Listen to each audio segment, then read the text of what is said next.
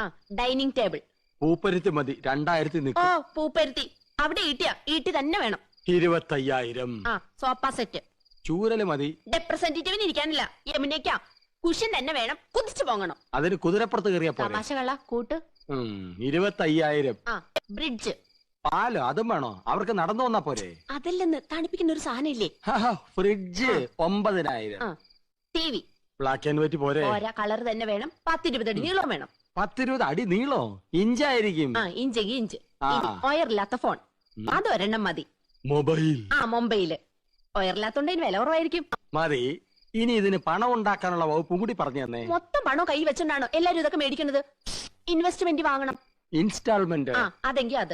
അങ്ങനെ ആവുമ്പോ മാസം തോറും ഈസി ആയിട്ട് അടയ്ക്കാം. അല്ലെങ്കിൽ കടം വാങ്ങണം, പലിശ കൊടുക്കണമെന്നല്ലേ ഉള്ളൂ.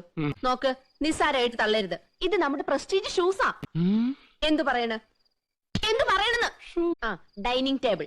പൂപ്പരുത്തി മതി 2000 ഓ നിൽക്കും. പൂപ്പരുത്തി അവിടെ ഈട്ടി തന്നെ വേണം. 25,000. ആ സോഫ സെറ്റ്. ചൂരല് മതി. റെപ്രസെന്റേറ്റീവിന് ഇരിക്കാനില്ല, യമുനയ്ക്കാ.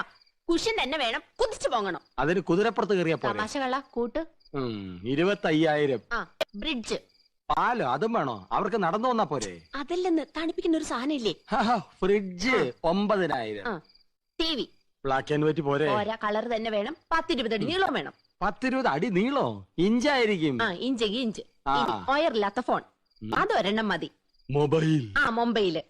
ഒയറില്ലാത്തോണ്ട് ഇതിന് വില കുറവായിരിക്കും. മതി.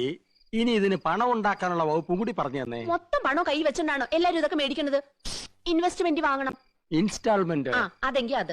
അങ്ങനെ ആവുമ്പോ മാസം തോറും ഈസി ആയിട്ട് അടയ്ക്കാം. ഉം. അല്ലെങ്കിൽ കടം വാങ്ങണം, പലിശ കൊടുക്കണമെന്നല്ലേ ഉള്ളൂ. നോക്ക്, നിസ്സാരമായിട്ട് തള്ളരുത്. ഇത് നമ്മുടെ പ്രസ്റ്റീജ് ഷൂസാ. എന്തു പറയണെന്ന്?